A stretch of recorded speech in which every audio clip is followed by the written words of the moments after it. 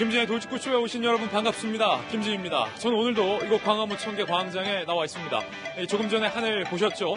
조금 전까지 내리던 비가 지금은 잠시 수건 상태입니다. 하지만 기온이 어제보다도 10도 밑으로 뚝 떨어졌습니다. 어제 19도, 지금은 9도, 10도 미만이기 때문에 상당히 쌀쌀하고 서늘한 기운이 감돌고 있습니다. 지금은 비가 그쳤다 해도 오늘 외출 시에 꼭 우산 챙기시고 어제보다 도톰하게 입고 나오시길 바라겠습니다. 어제 국회 분위기도요. 차갑다 못해 정말로 한랭 기운이 감돌았습니다.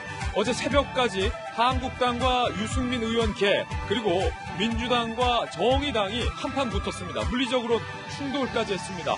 모처럼 국회에서 선진화된 모습을 보이는가 했더니 다시 동물 국회로 돌아갔다라는 비판이 여기저기서 쏟아지고 있습니다. 잠시 후 국회 상황 상세히 전해드리겠습니다.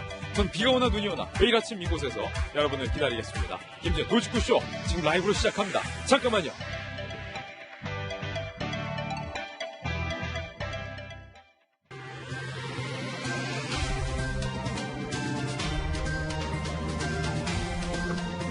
신문 읽어주는 남자입니다. 어제 국회 곳곳에서 그리고 오늘 새벽까지 한국당과 민주당의 몸싸움이 일었습니다. 들것에 실려가는 사람도 있었고 보좌관들의 뜯긴 단추가 국회 바닥 여기저기 뒹굴었습니다. 동아일보입니다. 강행하려는 자, 이를 몸으로 막으려는 자, 강행대 6탄 저지, 패스트트랙이 어제 국회에서 이 사진에서처럼 정면 충돌했습니다. 나경원 의원을 필두로 한국당 의원들과 보좌관들 그리고 민주당 의원들과 보좌관들 수백 명이 지금 국회의원가 앞에서 서로가 엉키고 설키고 몸싸움이 있었습니다. 잡아 끌고 밀치고 막으려고 하고 진입하려고 하고 결국 민주당은 한국당의 6탄 저지에 막혀서 법안 제출에는 실패했습니다. 그런데 오늘 또다시 이 6탄전이 재연될 가능성이 상당히 크기 때문에 잠시 후에 저희가 국회를 연결해서 현재 상황도 한번 살펴보겠습니다. 다음 신문입니다. 이번엔 중앙일보입니다.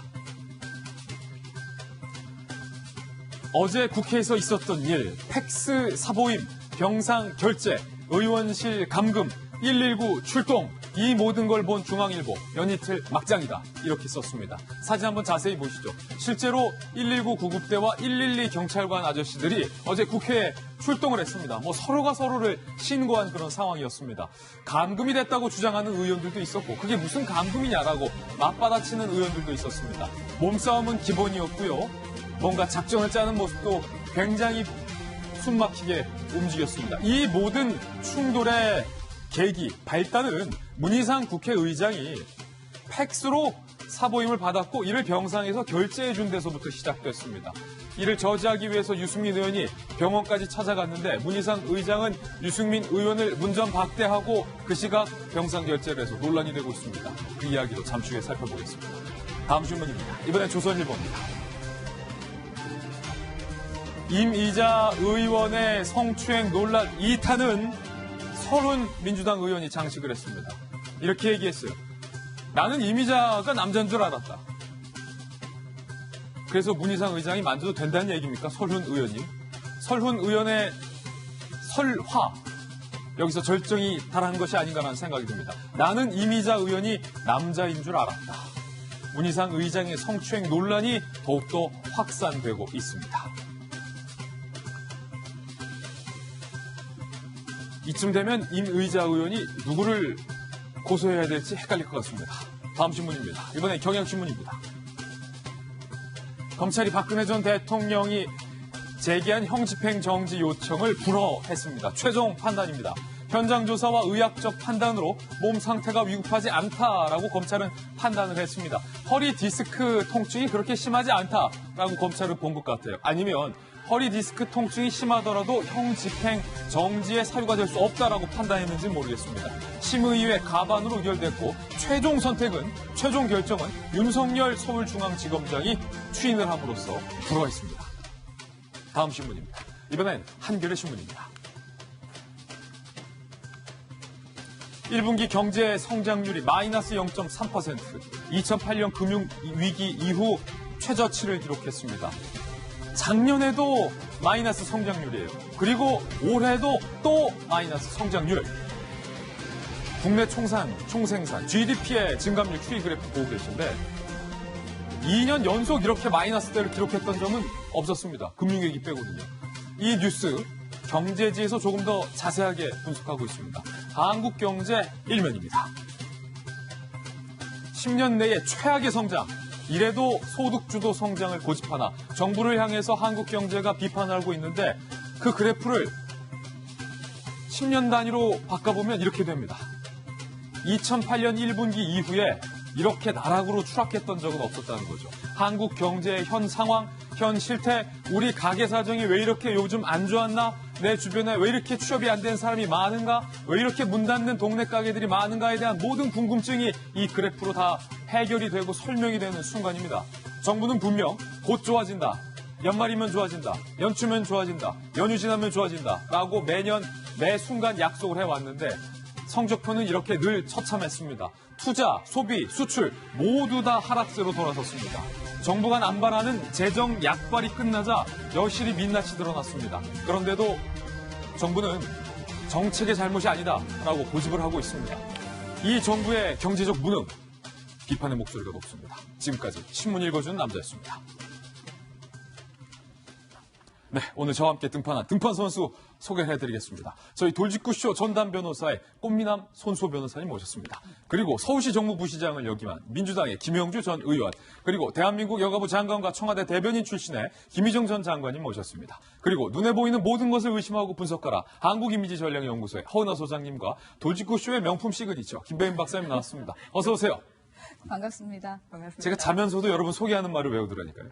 오늘 키워드 3가지도 공개를 하겠습니다. 바로 이겁니다. 오늘의 키워드 3가지는요. 첫 번째 키워드는 으르렁. 노래도 있는데 국회에서 으르렁. 그리고 최이배 의원의 사진과 함께 작전이라는 키워드도 올랐습니다. 그리고 박유천 씨의 사진과 함께 의문. 으르렁, 작전, 의문. 어떤 이야기인지 오늘 하나하나 상세하게 풀어보겠습니다. 김제 돌직구쇼 오늘의 탑뉴스로 문을 열겠습니다.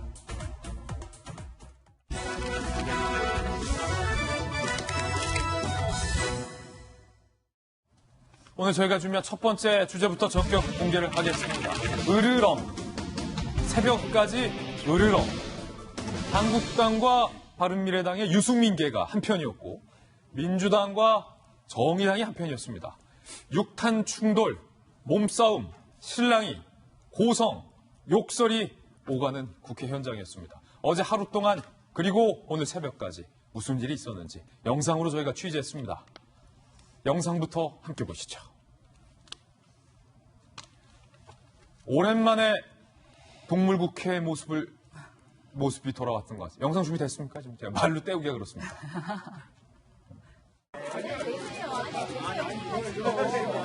뭐하러 나오셔? 계세요. 회의하셔야지.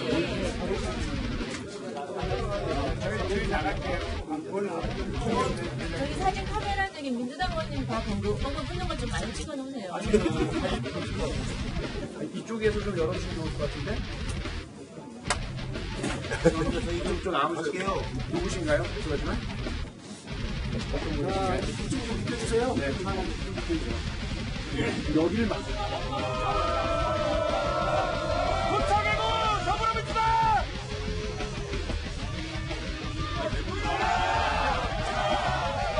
잘하세요, 표창원!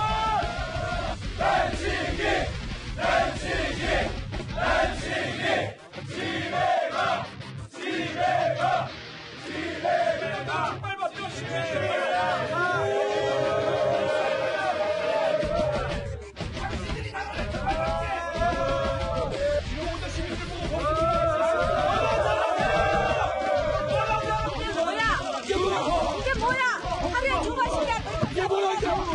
하루에 두 번씩이나 잠깐요! 여기가 뭐야, 도대체? 정원! 교찬! 굴러! 부럽습니다, 정말. 여러분들 보고 시민들이 뭐라고 그러시겠어요?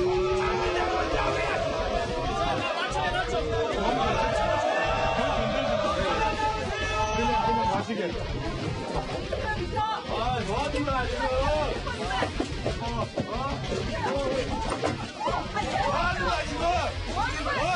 급하다해서 뭐 하는 거야, 이거? 뭐 하는 거야? 만들면 안 돼요. 회의한다, 회의.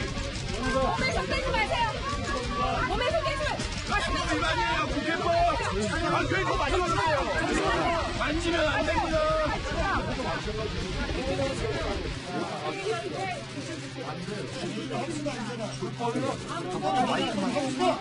오늘 민주당과 정의당이 행한 모든 게 불법이에요.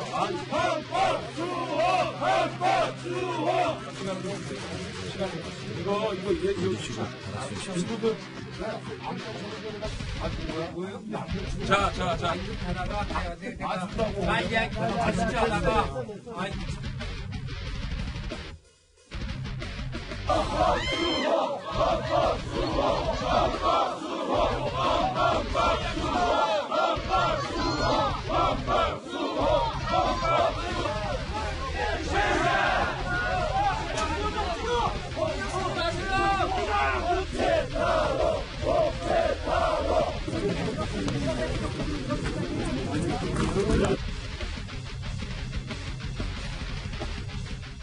왜 이런 몸싸움이 오늘 새벽까지 있었는지, 어제 무슨 일이 있었던 것인지 저희가 시간대별로 정리해봤습니다. 함께 보시죠. 9시 30분 바른미래당이 오신환 의원의 사보임안을 팩스로 제출했습니다. 10시 유승민 개가 문희상 의장을 항의 방문을 했는데요. 병원에 갔는데 문 의장이 유승민 의원을 안 만나준 거예요. 문 밖에 세운 거예요. 문전박대 당한 겁니다. 11시 문 의장이 병상에서 병상 결재를 해버려요. 오신환 사임 승인을 해버립니다. 11시 30분 오신환 의원은 이에 반발해서 헌법재판소에 이 의장이 된 승인안에 효력을 정지하는 가처분 신청을 냅니다. 그리고 권한쟁의 심판도 청구를 했습니다. 오후 1시 10분 최입의 의원이 경찰에 신고해요. 무슨 이유가 했더니 한국당이 최입의 의원, 즉 오신환 의원의 대타로 임명된 최입의 의원이 의원실 문 밖에 나가지 못하도록 막아뒀기 때문입니다.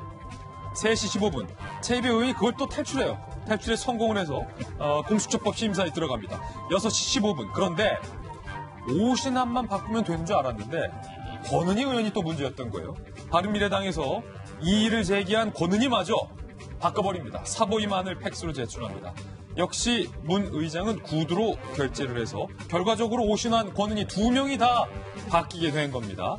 한국당은 의안과를 점거하기에 이르렀습니다. 7시 20분 문희상 의장이 국회 경호권을 33년 만에 발동을 시킵니다. 9시 여야 대치로 사개특위 개회가 불발이 됐고요. 자정을 넘어서서 새벽 1시 민주당 의원들과 심상정 의원이 정개특위 회의실 진입을 시도하지만 한국당과 몸싸움을 시작합니다. 새벽 2시 김승희, 박덕흠 한국당 의원이 실신하는 사고까지 났고요. 새벽 3시 홍영표, 나경원 두 원내대표가 더 가면 큰일 나겠다라고 급히 원내대표 회동을 했지만 13분 만에 합의에 이르지 못하고 빈손으로 종료됩니다. 새벽 3시 30분 몸싸움은 종료됐고 한국당 의원들은 4개 특위 회의실과 또 국회 7층의 의원가 앞에서 현재까지도 취침을 하며 농성을 하고 있는 상황입니다. 김도현 박사님, 네. 어제 굉장히 숨가빴어요. 어제 저도 사실 새벽까지 거의 잠을 못 잤습니다. 네. 왜냐하면 12시가 넘어서는 순간까지도 상황이 종결되기는커녕 훨씬 더 극대화됐기 때문에 그 내용을 계속 지켜볼 수밖에 없었는데요. 일단 우리가 두 가지를 봐야 됩니다. 지금 일어나고 있는 공간이 두 곳에서 같이 일어나고 있는데요. 하나는 선거법을 개정하겠다고는 정치개혁 특별위원회의 장면들을 볼 수 있는 것이고 하나는 공수처 신설하겠다라고 얘기하고 있는 사법개혁 특별위원회의 장면을 볼 수 있는 겁니다. 한국당 입장에서 이 두 가지를 다 막아서고 있는데 방금 전에 김진애 의원가 설명했던 것처럼 사법개혁특별위원회에서 이거를 패스트트랙의 공수처 안에 태우기 위해서는 반드시 바른미래당 의원들 2표가 필요한데 여기에 반대표를 던지겠다고 하는 오신환 의원을 빼고 거기에 최입의 의원을 넣겠다고 하는 것 자체가 국회법을 위반한 불법이라는 겁니다. 그러니까 지금 저렇게 막아서고 있는 대치 국면 굉장히 오랜만에 보고 있는데요. 국회 선진화법 이후로 저렇게 몸싸움을 하거나 격렬히 반대하는 것들에 대해서 모든 걸 막고 있지만 말 그대로 국회의장이 오신환 의원의 사보임의 결재한 것부터가 불법이기 때문에 한국당을 육탄저지하겠다 저렇게 나선 상황으로 볼 수 있고요. 조금 전에 얘기했던 공수처 법안 같은 경우는 마지막까지 법안도 다 만들어지지 않았습니다. 정리된 법안들을 가지고 이게 의안가에 접수가 돼야지만이 회의를 열든지 말든지 할 거 아닙니까? 그 의안가가 국회 본관의 7층에 있는 의안가가 있는 건데요. 한국당이 그 교두보를 지킨 거죠. 예, 그 의안가에다가 인편으로 접수하려고 하니까 몸으로 막아서죠. 팩스로 접수하려고 하니까 팩스까지 막아서 팩스를 빼버립니다. 아, 팩스 코드도 뺐다. 그러니까 어떻게 접수할 수가 없잖아요. 자, 마지막 남은 수단은 이메일 접수입니다. 이메일을 접수하니까 컴퓨터를 막아서요. 컴퓨터 코드도 뺐다. 컴퓨터 코드까지 빼갖고 있는 상황이어서 이제 접수도 못하고 어떡하지 하는 대치 국면이 새벽까지 이어졌고 코드 빼는 투쟁은 좀 참신하네요. 결과적으로 사법개혁특별위원회 회의를 열겠다라고 빈 공간을 찾았어요. 예. 6층에 있는 회의실에 야 여기가 비었다라고 다 같이 가서 모이자라고 했는데 민주당 정의당 의원들이 18명이 정원이고요. 성원이 되기 위해서 특히나 5분의 3이 돼야 패스트트랙 통과가 가능하니까 예. 11명이 모여야 되는데 몇 명 모이지 않았습니다. 그래서 회의는 결국 무산이 됐고 됐군요. 이 대치 국면이 앞으로 며칠 더 이어질 상황으로 보입니다. 그러니까 더 쉽게 말하면 저 패스트 트랙을 통과시키기 위해서 민주당과 정의당 의원들이 뭐 의안가에 접수를 하려고 했고 팩스를 보내려고 했고 회의까지 하려고 했는데 이 모든 게 다 한국당의 육탄 저지로 막혀있던 그런 상황이라는 겁니다. 현재도 한국당 의원들이 의안가 앞에 길목을 지키고 서 있습니다. 왜냐하면 민주당 의원들이 오늘 언제 다시 의안가를 기습적으로 진입을 할 수도 있는 가능성이 있기 때문에 한국당은 또 기약 없이 계속해서 여기서 기다릴 수밖에 없는 상황이에요. 국회 7층 의안가 앞에 현재 대기 중이고요. 한국당 보좌관들은 또 220호와 246호 앞에서도 또 대기 중입니다. 그러니까 길목 3개를 현재 지키고 있는 셈인데 자, 김희정 장관님, 요 한국당의 전략이 뭐 있습니까? 어떤 겁니까? 지금은 도와주는 데가 없어서 정말 난감할 것 같아요. 네. 그런데 정말 민주당은 완전히 지금 봄을 맞이해서 확실한 꽃놀이를 국회 안에서 하고 있는 것 같습니다. 꽃구경 다닐 필요도 없이 꽃놀이패 쥐고 있어요. 예. 왜냐하면 민주당 본인들 대신에 싸워주는 정당이 왜 야당들이 대신 싸워주고 있어요? 정의당이 대신 싸워주고 있지, 바른미래당 지도부가 막아주고 있지. 그러니까 지금은 사실은 모든 지금 일어나고 있는 이 혼란의 주범인 민주당은 아까 장면에도 나왔지만 표창원 의원이나 이런 분들 너무 여유로워요. 왜냐? 재밌겠다. 대신 싸워주고 있는 사람들이 있습니다. 대리전이다. 네, 그런데다가 이 전선도 특별위원회에는 회의장이 이렇게 명시가 되어 있지 않습니다. 예를 들어서 뭐 행정안전위원회다, 문화관광위원회다 이러면 딱 자기 회의장에서 해야 되거든요. 예. 그런데 특별회의장은 말 그대로 특별히 열리는 회의다 보니까 이 회의장 저 회의장 막 열 수가 있어요.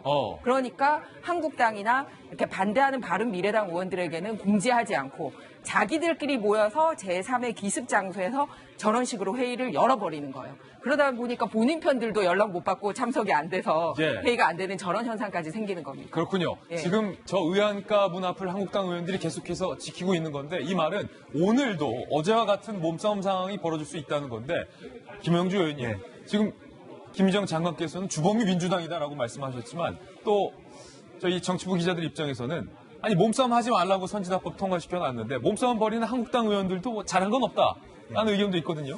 사실은 한참 싸우다 보면 우리가 왜 싸우는지 모를 수 있어요. 예. 이게 무슨 얘기냐면 싸우다 보면 우리가 왜 싸우지? 국회 선진화법으로 선진화하라고 만든 법이 패스트트랙이고 그렇죠. 또 실제로 김관영 원내대표가 얘기한 것처럼 이건 당론으로 하지 않아도 되는 절차에 대한 논의를 하고 있거든요. 예. 그 절차를 가지고 이렇게 내용도 아니고 설익은 부분은 넓게 해도 되는 건데 정말로 누가 무엇을 위해서 어떻게 하고 있는지를 서로 하다 보면 몰라요. 예. 다만 내년 총선 여기는 앞두고 어디지, 나는 누구지? 당 내에 지도부에 때 잘 보이려고 하는 서로 어떤 충성 경쟁이 벌어지고 있는데 네. 사실은 제일 걱정스러운 것이 그야말로 국회 자체가 스스로의 권위를 깎아먹고 네. 이제는 보면은 서로 돌아가면서 적반하장을 해요. 예. 예.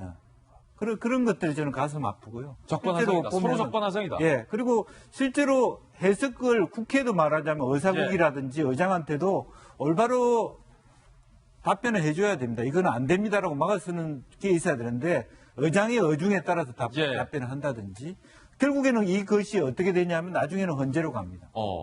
물론 이미 빨리 지금- 답변이 나올 수도 있지만 이미 지금 헌재에 예. 판단을 요구해 놓은 상황이고 그러면은 뭐 국회에서 싸우다가 이제 한참 또 헌재를 쳐다봐야 되는 그런 상황이 되풀이 되고 결국 그 결론은 뭐냐면 우크라이나 대통령 되듯이 코미디언이 대통령 되는 게 코미디언이 낫겠다. 대통령 될 수 있다.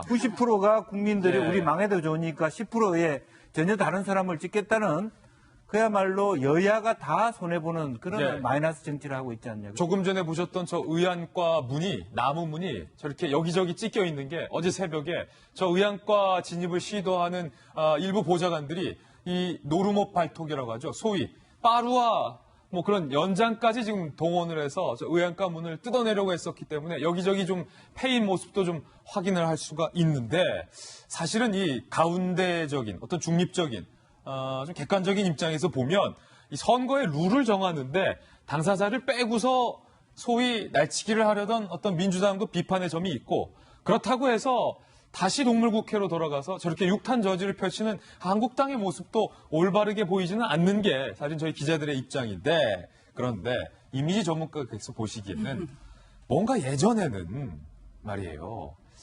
날치기는 주로 이제 한국당에서 좀 새누리당에서 날치기를 좀 잘했고 육탄 저지는 좀 민주당이 잘했는데 좀 그게 좀 바뀐 느낌이에요. 네, 이미지 변신은 확실하게 좀 한 것 같고요. 뭐 이미지적으로만 본다면 정말 이야기할 거리 많습니다. 네. 비로소 자한당이 야당이 됐다라는 그런 의미도 있고 또한 뭐 나경원 대표가 드디어 정치인이 됐구나라는 이미지는 확실히 줄 수 있을 것 같은데요. 우선 국민의 입장에서 한마디 먼저 드린다면 지금 동물국회 동물원에 가서 동물들을 볼 때 싸움을 하기도 하고 뭐 그렇잖아요. 이제 그런 모습을 보면서 볼거리가 있고 좀 행복함이 있고 즐거움이 있고 의미가 있으면 더 좋은데 아유, 지금 그런 게 나경원 없으면 대표께서 예. 뉴스 속보가 들어왔는데 장도리를 들고 의총에 현재 참석하셨다라는 소식이 지금 들어와 있습니다. 네. 이 장도리 국회에서 참으로 오랜만에 보는 연장. 어제는 민주당의 빠루, 오늘은 한국당의 장도리. 사실은 뭐 일본의 국회도 그렇고 한국의 국회도 예전부터 제가 TV 보면서 왜 이렇게 정치인들이 싸우기만 할까 했는데 드디어 이제 보수의 대표도 장도리를 들었네요. 예. 기본적으로 보수라고 하면 우리가 생각할 때 그러니까 나경원 대표가 이미지적으로 이제 정치인이 확실히 됐구나라는 판단을 하는 이유를 이제 말씀을 드리면 보수라고 하면 가진 자라는 의미.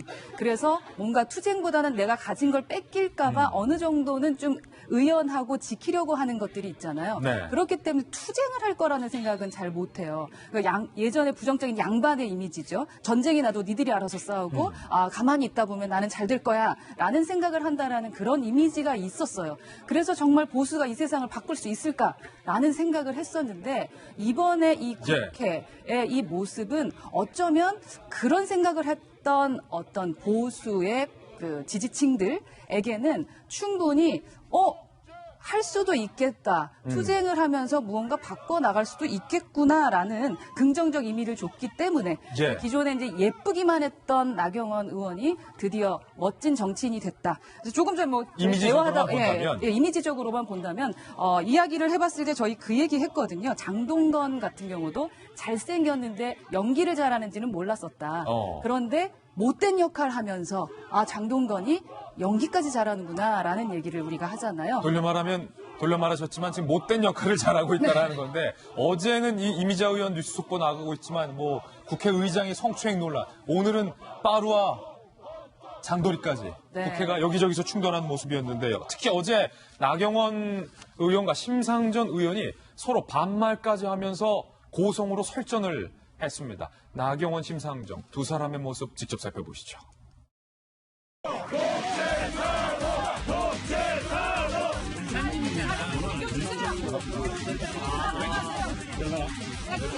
뒤에 너무 밀지 마세요. 뒤에 너무 밀지 마세요. 밀지 마세요.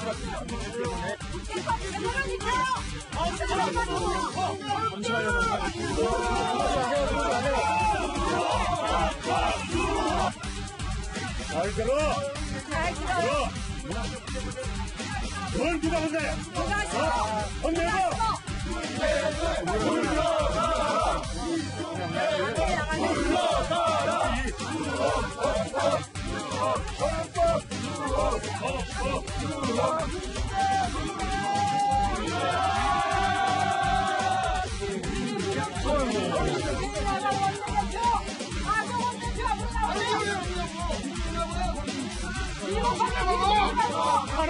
이제 선거법을 이렇게 마음대로 처리했습니까? 그리고 그 선거법이 도대체 뭡니까? 당신들 마음대로 하는 선거법이지. 나경원 의원과 심상정 의원이 지금 맞붙었는데 사실은 심상정 의원이 굳이 나경원 의원과 이렇게 설전을 벌일 필요가 있을까 의문을 갖고 계신 시청자분들도 많을 것 같아요. 당사자가 아니니까. 굉장한 이유가 있죠. 예. 심상정 의원이 정치개혁 특별위원회 위원장입니다. 그렇군요. 그리고 이 선거법 개정을 그 누구보다 이끌어왔기 때문에 여기에 대해서 무조건적으로 통과시켜야 된다. 연동형 비례대표제에서 가장 강력하게 외쳤던 당사자고요. 나경원 원내대표 같은 경우는 제1야당인 자유한국당을 배제한 채로 이런 방식으로 패스트트랙에 태우는 것 자체는 민주주의와 헌정을 유린한 일이다라고 맞서고 있기 때문에 선거의 룰인데. 그럼요. 그렇기 때문에 어저께 외나무다리에서 두 당사자가 만난 것이고 설전이 이어질 수밖에 없었던 상황이죠. 그렇군요. 황교안 대표도 사실은 이 장인 상 중이었는데 어제 밤늦게 국회로 돌아와서 취재진의 카메라에 포착이 됐습니다. 황교안 대표는 뭐라고 얘기했는지도 직접 들어보시죠.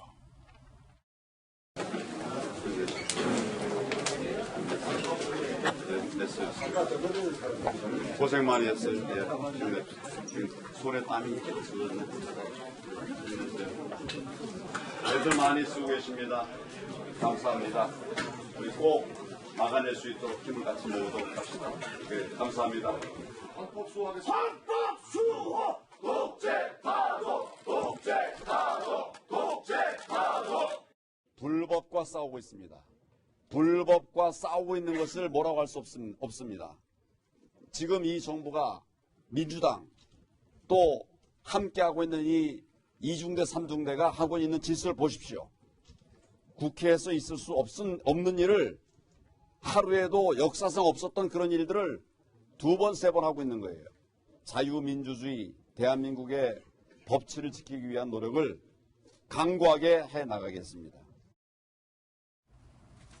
네, 이번에는 두 번째 이슈를 공개하겠습니다. 왜 이렇게 어제 국회가 서로 싸웠느냐? 결국은 발단이 됐던 건 바로 오신환의 사보임 병상 결재 때문이었습니다. 문희상 의장이 병상에서 사보임을 승인했습니다. 그런데 오후에 바른미래당 지도부가 권은희 의원마저 강제로 사임 처리해서 논란은 극에 달했는데요. 이를 막기 위해 문희상 의장의 승인을 막기 위해 유승민 의원이 문희상 의장이 이번엔 병원까지 직접 찾아갔는데 문전박대 당했습니다. 문 밖에 세워두고 병상에서 결재를 한 겁니다. 유승민 의원의 이야기 들어보시죠. 당사자인 제가 들어가서 정중하게 제 의견을 말씀드리겠다고 했음에도 불구하고 다른 뒷구멍으로 의사국장을 만나서 결재한다는 문희상 의장의 이런 행태는 헌정 역사상 정말 있을 수 없는 일을 저질렀다고 생각합니다. 헌법재판소에 법적인 조치를 취했습니다. 제가 평소에 문희상 국회의장님을 그렇게 봐오지 않았는데 저는 정말 이 모든 과정이 국회의장이나 또 바른미래당의 당대표 손학규 대표나 또 김관영 원내대표나 이분들이 도대체 왜 이러실까 정말 이해를 할 수가 없습니다. 이 모든 게 결국은 문재인 정권 하수인을 하기 위한 민주당 이중대를 하기 위한 그런 짓이라면 정말 이분들은 앞으로 역사에 굉장히 부끄러운 이름으로 기록될 거다라는 말씀을 드리고 민주당 출신의 문희상 의장이 유승민 의원을 안 만나주고 승인을 해버리니까 바로 나와서 못 만나고 나와서 한 기자회견이었어요. 아니 저 숨어서 결재하려고 병원 입원하신 거 아닌가라는 그런 의심마저 듭니다. 지금 국회 여성 의원에게 참 못할 짓 해놓고서 본인도 반성하느라고 병원 가 있나? 얼마나 본인도 본인 한 행동을 믿지 못해 충격받았나 보다. 이렇게 좋은 쪽으로 생각하려고 했는데 아니 몰래 저렇게 반칙하려고 문희상 의장님이 가 계신 것 같아 너무 안타깝습니다. 뭐냐면요. 바꾸려고 하는 그 사보임이라는 단어가 뭐냐면 사임하고 보임하고 합친 말이거든요. 그렇죠. 그런데 지금 기자회견한 나와 있는 오신환 의원 사임의 당사자입니다. 근데 내가 사임할 의사 없어요라고 얘기를 하는데 그거를 사임을 시키는 게 그게 국회의장님이 할 짓이냐고요. 그리고 보임은 사임이 되어야지 그 자리가 비었으니까 보임이 되는 거 아닙니까? 아니 학교도 마찬가지예요. 전학갈 학생이 빠져가줘야지 그 정원이 생겨서 다음 학생 들어오는 건데 아니 저 전학 안 가겠어요. 이 학교 계속 다니겠어요 하는데 그거를 그 교장 선생님이 억지로 전학시키면 됩니까? 그거하고 똑같은 거예요. 더군다나 저렇게 같은 당 안에서 첨예하게 의견이 달리되면 문희상 의장님이 할 말씀도 좋지 않습니까? 당신네 당 안에서도 의견이 합치되지 않은 것 같으니 당신네 당 안에서 해결하고 오라라고 하면 될 거를 굳이 왜 남의 당에 이렇게 있는 거를 국회의장님이 그것도 병상에 누워서까지 저런 식으로 반칙을 합니까? 예. 국회의장님, 요즘 룰이 국회의장님 하시고 나면 보통 다음은 출마 안 하시는 게 거의 룰로 확정이 된 것 같아요. 예. 그러면 국회의장님 국회의원으로서의 마무리 잘 하셔야죠. 이런 식으로 그 국회 대표가 아니라 특정 당에 편들어주는 반쪼가리 의장님 하시는 거 정말 안타깝습니다. 예. 반면에 김영주 의원님, 민주당에서는 아니 김관영 원내대표의 권한이다라고 팽팽하게 맞서고 있죠. 네, 그렇습니다. 이제 김관영 원내대표는 이제 여러 가지 언론에서 토론도 있습니다만 이게 말하자면 당론으로 결정할 사안이냐에 대한 판단이 좀 다른 것 같습니다. 이것은 어떤 의제 자체가 당론으로 결정한 게 아니라 패스트트랙이라고 하는 것은 형식적 요소이기 때문에 굳이 3분의 2라고 하는 요건을 달성하지 않아도 된다는 입장을 갖고 있고 그래서 그러니까 원내대표로서의 의원이 왜 당론을 거역하느냐. 예. 그게 사유가 된다라고 지금 주장하고 있는 거예요. 예. 그래서 기본적으로 이제 2002년에 있었던 그런 부분도 이제 말하자면 한나라당에 있었던 그 김홍신 의원에 대한 예. 사보임 이야기도 하는 것이죠. 그래서 국회의장 입장에서는 이것은 또 한 번 다른 관점이 있을 수 있어요. 바른미래당 내부의 문제고 공식적으로 바른미래당의 원내대표가 나한테 요청한 것에 대해서 내가 판단할 문제다. 그런 관점이기 때문에 바른미래당 내부를 어떻게 하라고 얘기할 수 있는 권한도 또 없는 것이거든요. 그래서 여러 가지 부분은 나중에 정말 제가 아까도 말씀드렸지만 사실은 국회의사국 자체에서 잘 판단해 줘야 됩니다. 예. 현재 이 내용들은 구체적으로 왜 그러면 임시회 때는 사보이면 안 되는가에 대한 해석을 국회 안에서 한 거 아닙니까? 그러면 의장한테 정확하게 그 내용을 상세하게 될 수 있다는 걸 판단해 줘야 될 것 같습니다. 국회가 판단해야 된다. 예, 개인적 감정으로 할 수 있는 부분은 아니지 않습니까? 예. 그런 면에서 다시 한번 체크가 돼야 될 필요가 있고 그럼에도 불구하고 한다 그러면 의장 스스로가 말하자면 책임져야 될 부분이라고 저는 생각이 듭니다. 그렇군요. 이 문제가 결국 헌재까지 가게 됐어요. 손수호 변호사님. 네. 빨리 좀 판단이 나옵니까? 어떻습니까? 그럴 가능성은 크지 않습니다. 거의 없다. 예, 일단 권한쟁의 심판 청구를 했습니다. 예.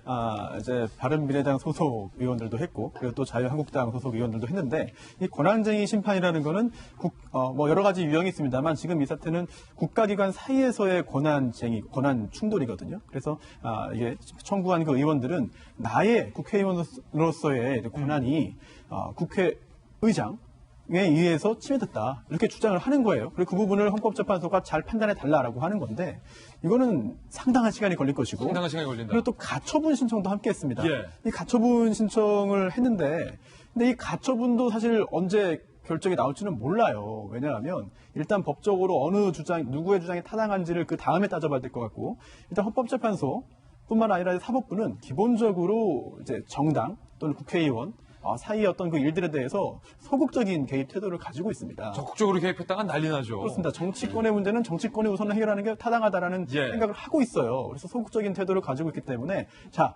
우리가 결정하겠습니다. 우리가 이 사태를 해결하겠습니다라고 그런 태도를 가지고 있지는 않거든요. 예. 따라서 헌법재판소에 의해서 이 사태가 해결될 것이라고 기대할 수 있는 상황은 아닌 것으로 아니다. 보이고요. 그리고 또 권한쟁의 심판 결과 이제 여러 가지 어떤 결정이 나올 수 있는데 그래서 그 상대방 피청구인의 그 행위를 취소할 수는 있어요. 하지만 그 처분의 상대방에게 이미 행한 행위의 효력은 또 없어지지 않거든요. 그렇군요. 뭐 이런 법 내재적인 한계점은 분명히 있습니다. 그러니까 헌법재판소도 이 상황을 해결해 줄 수 없다. 오늘도 아마 양측 간의 싸움은 계속될 것 같다라는 전망인데 오신환 의원을 빼고 그 자리에 당론에 순응하는 김관영 원내대표의 말에 순응하는 최입의 의원을 바른미래당 지도부가 앉혔습니다. 그런데 한국당 의원들이 최입의 의원실의 문을 잠갔습니다. 창틀로, 그 틈으로 최입의 의원이 인터뷰를 했습니다. 들어오시죠.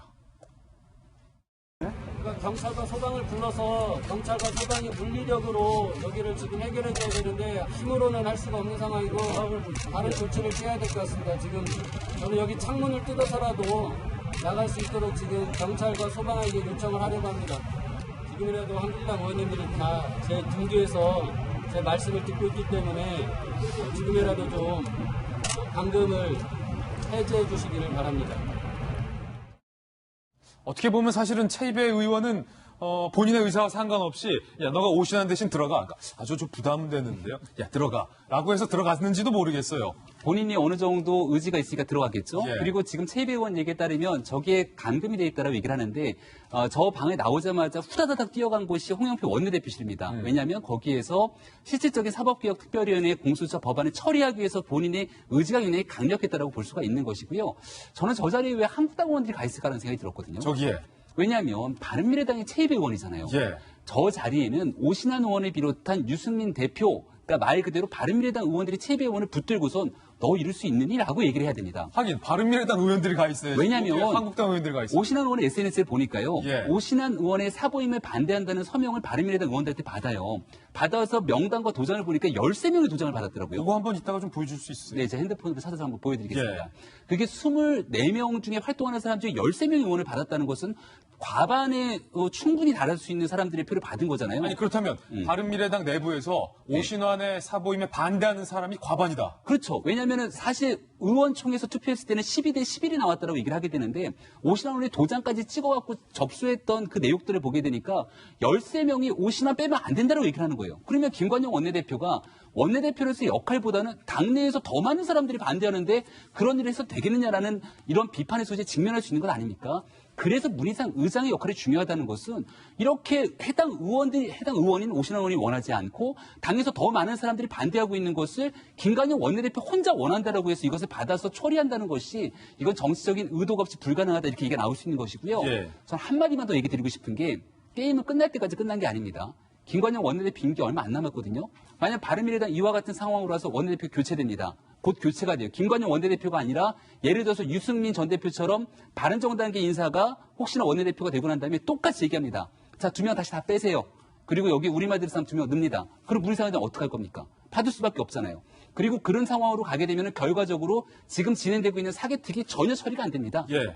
지금 여기 영상을 좀 잡으면 볼 수가 있어요. 박사님 말씀하신 중에 제가 한번 찾았는데 이게 맞는지 안 맞는지 보니까 지금 오신환 의원이 페이스북에 공개를 했는데 13명의 의원이 지금 도장을 찍었는데 그렇다는 얘기는 안철수계, 그러니까 지금까지는 잠잠했던 안철수계가 지금 이른바 유승민계와 같이 하고 있다. 그래야 숫자가 맞을 거 아니에요. 이게 진짜 점점점 재밌어지는 상황으로 볼 수 있는데요. 이 명단 자세히 보시면은 이태규 의원의 모습이 보이고요. 누가 뭐래도 안철수 의원의 오른팔입니다. 이동섭이라고 하는 의원이 보이는데요. 안철수계 의원으로 볼 수 있거든요. 꺼졌어. 지금은 독일에 있는 안철수 의원이지만 사실 바른정당의 주요 대주주라고 볼 수 있는 건 국민의당과 바른정당의 합당으로 이어집니다. 아니, 그러면 이 두 분은 지금까지 안철수계는 잠잠했는데 네. 본격적으로 활동하기 시작하면서 전 당원의 의사를 묻기 시작하면 사실상 여기 대주주라고 했었는데 다 몰려 있지 않습니까? 지금 이 무리한 상황들을 끌고 가는 두 주체는 손학규 대표와 김관영 원내대표예요. 손학규 대표는 바른미래당 내에 지분이 있을까라는 생각을 하면 그렇지 않다라고 자신 있게 얘기할 수 있을 것 같고요.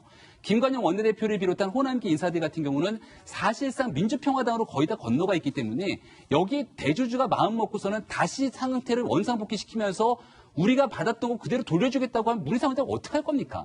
그래서 지금 이 사달이 나게 된 경위에는 법과 원칙과 상식에 따라서 진행하면 되는 것을 자꾸 자의적인 해석을 통해서 이루어지기 때문에 문제가 발생한 거라 문희상 국회의장 빨리 국회 복귀해서 여야 5당 대표들 원내대표 불러다가 문제를 풀어야 됩니다. 예, 그런가 하면 어제 이미자 의원의 성추행 논란도 또 한 축에서 계속 논란이 되고 있는데 성추행 논란 2라운드에 접어들었습니다. 설훈 의원이 문희상 의장의 행동에 대해서 이렇게 이야기를 해서 논란이 일고 있습니다. 설훈, 처음에는 임 의원이 남자인 줄 알았다. 임 기자들한테 남자인 줄 알아서 그렇게 만진 거지 라는 취지로 이야기를 하는 거예요. 남자인 줄 알았다. 박범계 의원은요. 그 상황은 중인 환시, 여러 사람이 둘러싸고 지켜보며서 성적인 내계가 있을 턱이 없다. 라고 뭔가 이게 이미자 의원이 들으면 상당히 좀 기분 나쁜 발언들을 두 분 다 하신 거예요. 지금 논란이 더 번지고 있는 그런 상황인데 설훈 의원실 관계자는 이렇게 해명했습니다. 우리 설훈 의원님이 하신 말은 임 의원을 처음 만났을 때 강한 이미지 때문에 남성인 줄 알았지만 의정 활동해보니 좋은 사람이었다라고 말한 것이 와전됐다라고 해명을 했지만 이게 해명이 안 되고 있는 게 좋은 사람이었다라고 말하고 싶었으면 처음에 남자인 줄 알았다 이 말을 왜 꺼냅니까? 말이 안 되는 얘기를 지금 설훈 의원과 의원 보좌관도 현재 하고 있습니다. 저는 김진 앵커 처음 봤을 때 너무 부드럽고 예쁜 이미지 때문에 네. 여잔 줄 알았어요. 저 여자인 줄 알았다. 그런 분 제가 처음 이제 보네요. 이렇게 손으로 만약에 네. 김진 앵커 이렇게 손을 딱 만졌어. 이건 어떻게 되는 거예요? 이거 그렇죠. 나 성추행 괜찮은 건가? 나 다리 만져도 돼요? 안 되죠. 여자처럼 느끼기 때문에 같은 여자니까 나 해도 네. 되는 거 아닙니까? 그런 논리다. 네, 그럼 말도 안 되는 거 말도 안 되는 아닙니까? 논리다. 예, 듣는 여자 입장에서 상당히 기분 나쁘고요. 그리고 이걸 또 뭐 여자 남자의 문제로 우리가 풀려고 하는 것도 아닌데 이 와중에 또 남자인 줄 알았다라고 반박하는 그 서른이라는 분에 대해서 진짜 얼굴 다시 한번 봤으면 좋겠다라는 생각이 들고요. 저 장면에 대해서 우리는 한번 좀 심각하게 생각해야 됩니다. 제가 김진 앵커든 여기 있는 모든 남자분들의 얼굴을 여자인 줄 알고 잡았다라고 했을 때 아무 문제가 없다면 좋겠습니다. 그런데 아마 그렇지 않을 겁니다. 어디서 여자가 라는 말이 만약 나오는 현재의 문화라면 남자분들도 여성분한테 저렇게 하면 안 될 것 같습니다. 예, 이미자 의원의 입장을 낸 것도 지금 저희가 뉴스 속보 형식으로 밑에 내보내드리고 있는데 일단은 손수호 변호사님 이게 성추행이냐 아니냐는 뭐 법적인 논란이 좀 있을 수 있겠습니다만 뭐 양측의 주장이 워낙 좀 첨예하니까 설론 의원의 이 해명만큼은 양쪽 모두에서도 좀 납득이 안 된다라는 분위기인 것 같아요. 그렇습니다. 서른 의원의 저 이야기는 사실 오히려 자유한국당 그리고 이미자 의원 측에게 더 도움이 되는 이야기를 해준 것 같아요. 도움이 되는 이야기입니다. 저런 이야기가 본인과 본인 소속 정당에게 어떤 도움이 되는지 잘 모르겠습니다. 그리고 일부 기자들에게 말했다는데 혹시 저게 뭐 공개적으로 보도를 전제로 한 건지 아니면 보도를 비전제로 한 건데 그게 보도가 된 건지 저는 모르겠어요. 그리고 또 박범계 의원이 한 이야기 있잖아요. 당시 상황을 볼 때 이건 성적인 그런 상황은 아니다. 턱이 없다. 있을 턱이 없다. 근데 저게 박범계 의원이 판사 출신이잖아요. 예. 현재 대법원 판결의 그 취지를 따르고 있는 겁니다. 그래요? 지금 뭐 그게 정말 끝까지 법원까지 갈지는 모르겠어요. 어쨌든 근데 강제추행죄로 고소를 하고 강제추행죄로 수사가 진행된다면 강제추행죄에서 말하는 추행에 해당하는지를 보는 게 제일 중요하거든요. 그렇죠. 추행인지. 그런데 이 추행인지를 판단하는 기준이 여러 가지가 있는데 그 중에 하나가 당시 상황입니다. 대법원도 당시 상황, 분위기, 어떤 여건이었는지 재반 환경을 두루 살펴봐서 추행인지 여부를 판단하도록 하고 있거든요. 그런데 당시 상황을 보자면 사실 강제추행죄의 추행으로 판단하기는 쉽지 않은 상황이 있다. 쉽지 않은 상황이다. 네, 그런 몸싸움이 법적으로 보자면 그럴 것 같습니다. 그렇군요. 서른 의원의 발언이고 앞으로 오늘 김 장관님 지금까지 봤던 일이 계속해서 더 번질 가능성이 현재 큰 거죠. 국회에 좀 전운이 맴돌고 있어요. 네, 그렇습니다. 왜냐하면 이제 주말을 끼면서 한국당에서는 그러지 않아도 이미선 헌법재판관 임명이라든지 이런 여당의 폭정 또는 북한과의 관계 실패 뭐 이런 것 때문에 지난주에 이어서 이번 주말에도 광화문에서의 투쟁을 미리 준비해온 바가 있었습니다. 그런데 이제 이 건까지 같이 가다 보니 더 이제 전운이 감도는 분위기인데요. 예. 문제는 뭐냐 하면은 이게 우리가 많이 요즘 쓰는 것 중에 패스트 트랙이라는 말을 쓰고 있잖아요. 그럼 무슨 말이냐면 빨리 처리한다 이 말이지 않습니까? 그런데 경기의 룰을 정하는 게 지금 모든 거를 제끼고 그렇게 빨리 처리를 해야 되는 법안인가요? 속도가 중요한 법안입니까? 패스트트랙의 요건에 해당하지 않는다. 그렇죠. 왜냐하면은 이 선거법이라든지 국회 관련된 규칙이라든지 검찰의 권위라든지 이런 거는 현재 법이 없는 게 아니라 더 나은 방향으로 개선하기 위한 거기 때문에 국민적인 합의나 완결도가 중요한 거지 속도가 중요한 게 아닙니다. 속도는 사실은 뭐 경제에 관련된 법안이나 규제를 풀어주는 법안이나 그렇죠. 오늘 아침에만 해도 10년 만에 경제 성장률 최저 그러면은 그거는 오늘 바꾸느냐 내일 바꾸느냐에 따라서 문 닫는 공장이 몇 개인지 가게인지가 걸려 있는 거고 선거 관련돼서는 이번 선거에 바꿀 수도 있는 거고 4년 뒤 선거에 바꿀 수도 있는 거지 지금 당장 누가 나자빠지는 건 아니거든요. 예.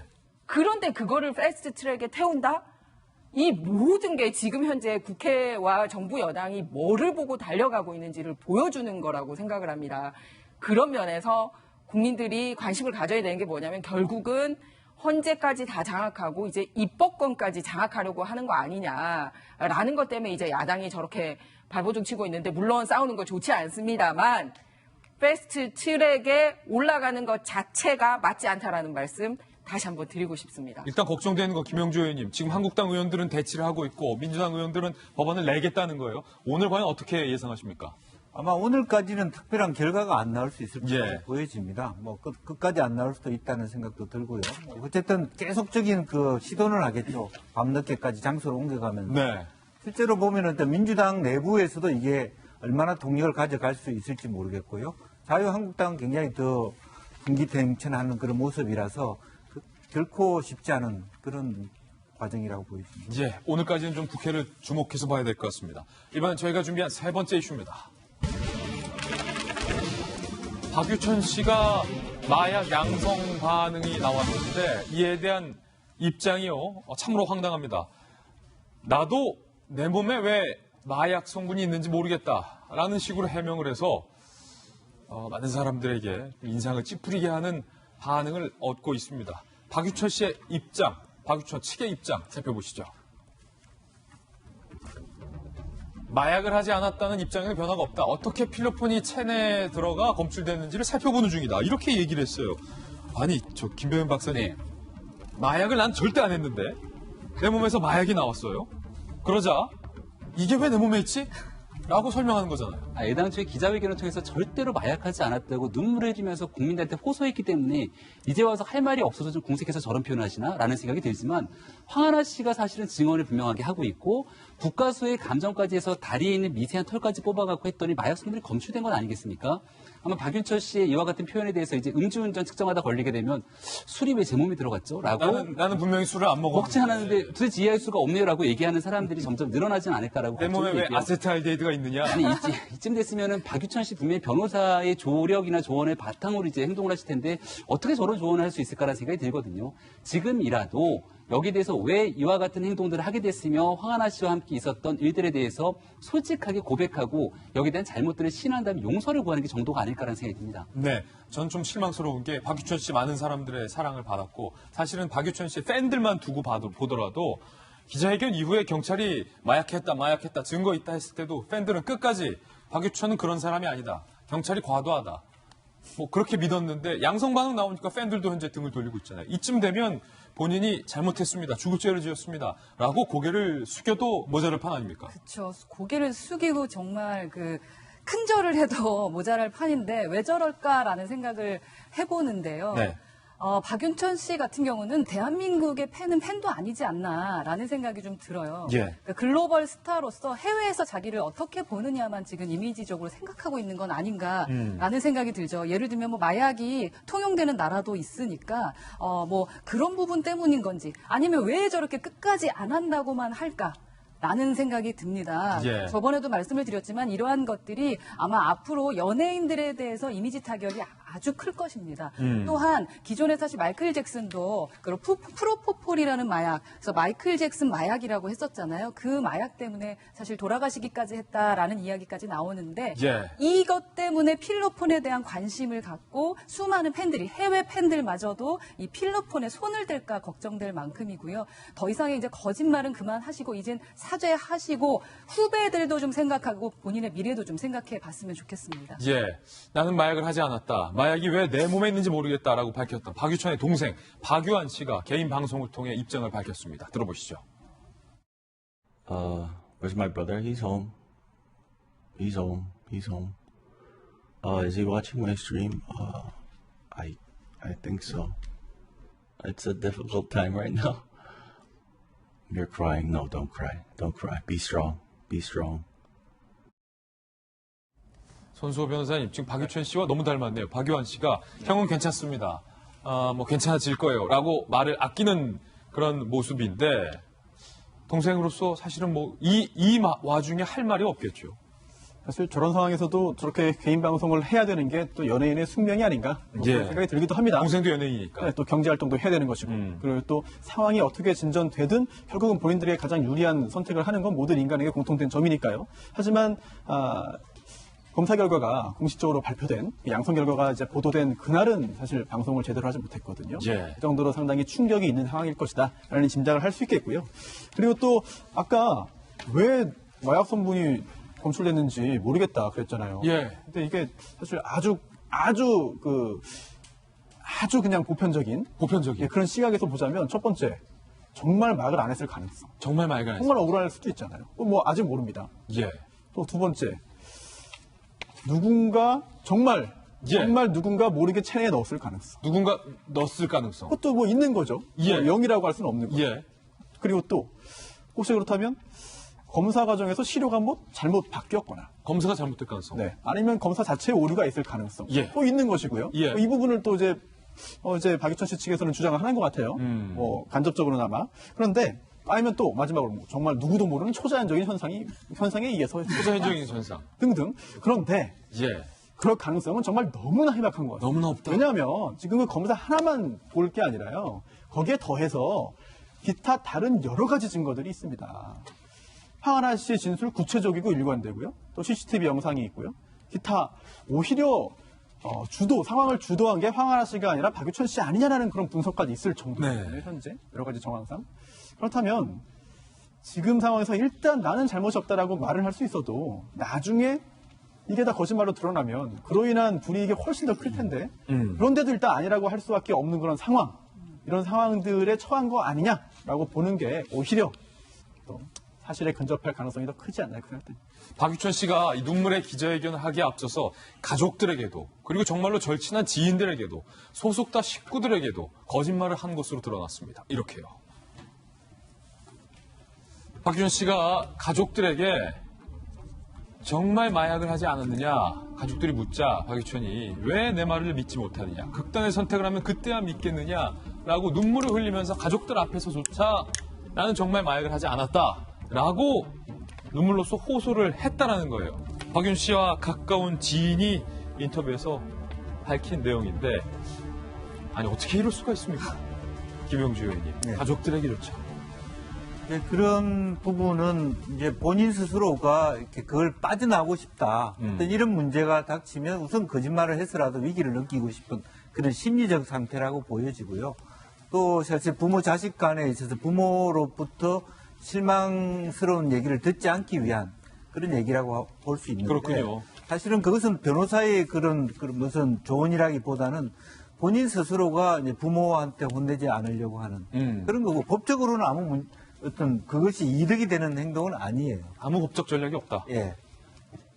그런 의미에서 보면은 사실 이것은 매우 비이성적인 행동이다. 저는 그렇게 보여집니다. 그렇군요. 박유천 씨에 대한 소식까지 전해드렸습니다. 오늘 오후에 영장 실질 심사가 있기 때문에 구속 여부도 오늘 오후에 결정될 예정입니다. 이번엔 저희가 준비한 다음 순서입니다. 취재 추천 Y가 준비되어 있습니다.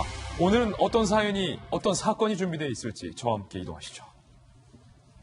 가시죠.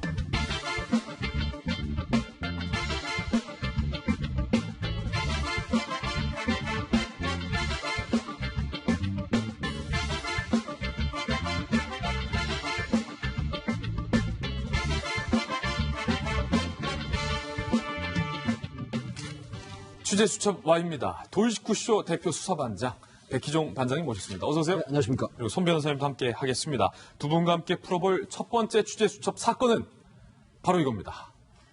사실은 거의 연예인급으로 유명한 이 머슬 마니아라는 세계 대회에서 한국인 최초로 챔피언을 탄 그 모 챔피언이 10년 친하게 지냈던 동생을 폭행을 했는데 그 폭행 정도가 너무나도 심해서 논란이 되고 있습니다.